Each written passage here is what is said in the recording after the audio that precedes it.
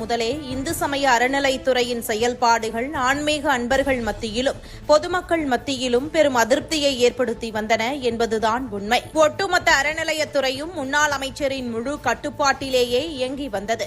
இதன் உச்சகட்டமாக ஆணையர் நாற்காலியில் அமர்ந்திருந்த ஸ்ரீதர் IAS போன்ற உயரதிகாரிகள் கோப்புகளை பார்ப்பதோ கோவில்களின் சொத்துக்களை பாதுகாப்பதோ தங்களது வேலை இல்லை என்று நினைத்து அமைச்சரின் நிழலாகவே வரத் தொடங்கியுள்ளார்.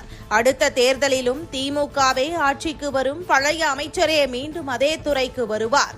நாமும் இப்படியே எந்த பொறுப்பும் இல்லாமல் காலத்தை கழித்து விடலாம் என்று போட்ட கணக்குகள் தேர்தல் முடிவுகளில் தலைகீழாக மாறிய போதுதான் பலருக்கும் தலை சுற்றலே ஆரம்பித்தது. தற்காலிகமாக தப்பிக்க அவசரமாக விடுப்பு எடுத்துக்கொண்டு குடும்பத்தோடு ஐரோப்பாவிற்கு உல்லாச சுற்றுலா பறந்தனர். விசித்திரம் என்னவென்றால், இந்த ஆடம்பர சுற்றுலாவிற்கான ஒட்டுமொத்த செலவுகளையும் தென் சென்னையின் புகழ்பெற்ற நிலை ஒன்று திருக்கோவிலின் தக்கார் ஒருவரே முழுமையாக ஏற்றுக்கொண்டார் என்ற விவரம் இப்போது கசிந்துள்ளது.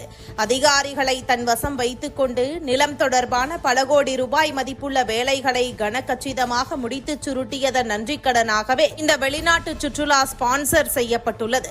ஆனால் இவை அனைத்தையும் விட ஒட்டுமொத்த தமிழகத்தையும் அதிர வைத்துள்ள செய்தி என்னவென்றால், கடந்த 5 ஆண்டுகால திமுக ஆட்சியில் தமிழக கோவில்களில் நடந்த பிரம்மாண்டமான தணிக்கை முறைகேடுதான்.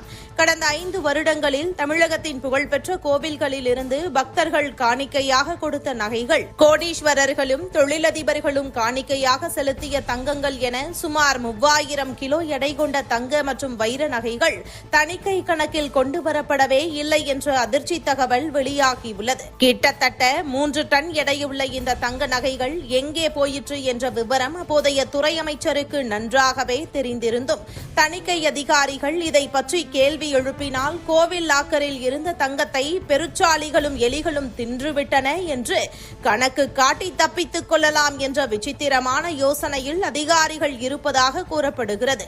பக்தர்களின் காணிக்கையை தின்று கொளுத்த பெருச்சாளிகள் யார் என்பதை புதிய அரசு சட்டத்தின் முன் நிறுத்துமா என்பதை பொறுத்திருந்துதான் பார்க்க வேண்டும்.